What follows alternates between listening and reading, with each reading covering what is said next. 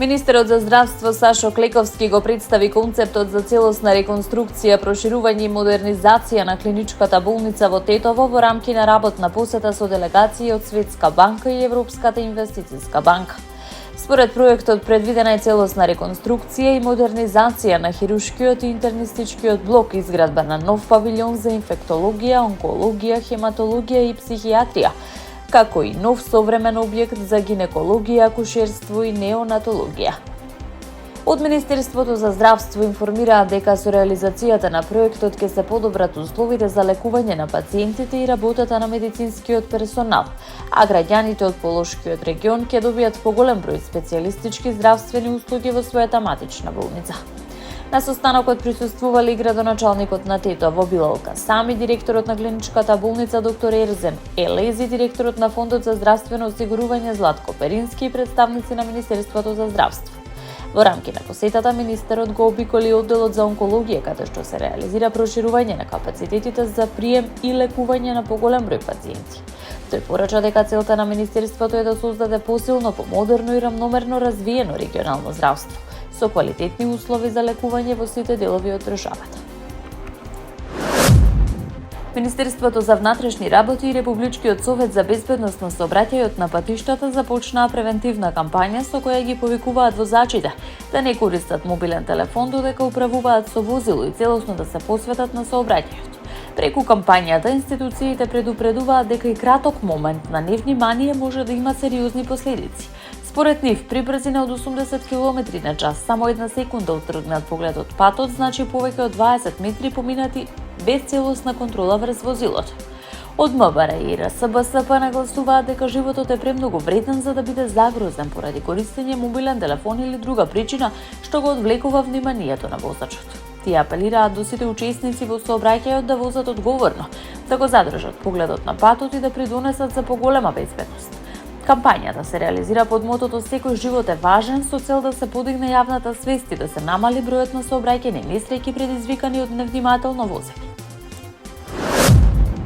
Американскиот сенат го направи првиот чекор кон усвојување на нов сеопфатен закон за енергетски санкции против Русија, во време кога во Вашингтон предстојуваше украинскиот претседател Володимир Зеленски. Процедуралното гласање беше представено и како почит кон починатиот сенатор Линдси Греам, автор на законот и долгогодишен поддржувач на Украина на денот на неговиот погреб. Со 75 гласа за и 11 против, сенаторите возможија предлог законот да продолжи во понатамошна законодавна процедура. Со него се предвидуваат дополнителни санкции против руски функционери, како и можност за воведување високи царини за земјите што продолжуваат да увезуваат руска нафта и природен газ, со цел да се зголеми економскиот притисок врз Москва. Американскиот претседател Доналд Трамп ја поддржа законската иницијатива, откако во текстот беа вклучени санкции против Иран во период кога американската воена кампања против земјата продолжува. Иако демократите генерално ги поддржуваат санкциите кон Русија, дел од нив изразија загриженост поради широките овластувања што законот му ги дава на претседателот за воведување санкции. Доколку биде усвоен, законот ќе му овозможи на американскиот претседател да воведе царини до 100% за земјите што се меѓу најголемите потрошувачи на руски енергенси, меѓу кои Индија, Јапонија и одредени земји членки на Европската унија. Руската федерална служба за безбедност покрена обвинение против основачот на Телеграм Павел Дуров и распиша меѓународна потерница по него, објавија руските медиуми. Според руските власти, Дуров се товари за овозможување терористички активности преку платформата. Службата тврди дека од почетокот на војната во Украина преку Телеграм биле извршени повеќе од 153.000 кривични дела, од кои околу 33.000 биле поврзани со саботажи, тероризам и екстремизам. Руските власти наведуваат дека преку апликацијата биле организирани експлозии, подметнување пожари, како и други напади. Според државните медиуми, безбедносните служби спречиле стотици терористички акции кои наводно биле координирани преку Телеграм.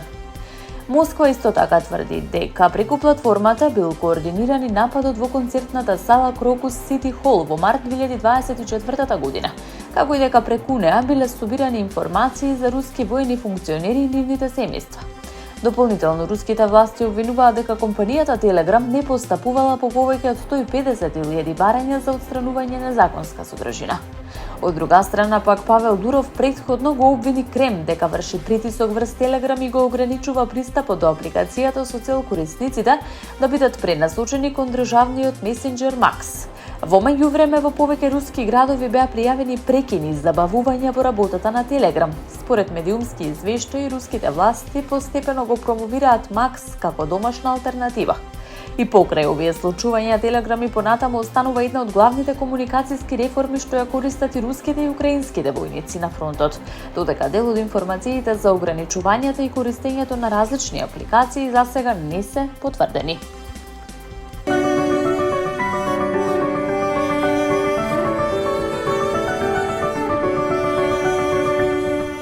Под влијание на топол бран во Македонија и во наредните денови ќе продолжи периодот на стабилно, сончево и многу топло време, најавува управата за хидрометеоролошки работи. Според прогнозите, највисоките температури ќе бидат регистрирани во првата декада од август, кога во одделни делови од земјата живата во термометарот локално ќе достигне до 40 степен Целзиусов.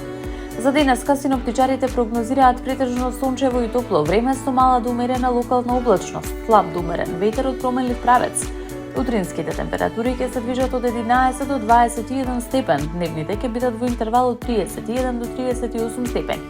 Во Скопје ќе преовладува сончево и топло време со слаб променлив ветер.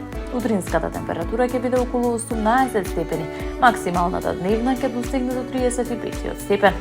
Од управата за хидрометеоролошки работи препорачуваат граѓаните да бидат внимателни поради високите температури, да избегнуваат подолг престој на сонце во најтоплиот дел од денот, да внесуваат доволно течност и да ги почитуваат препораките за заштита од топлотниот бран.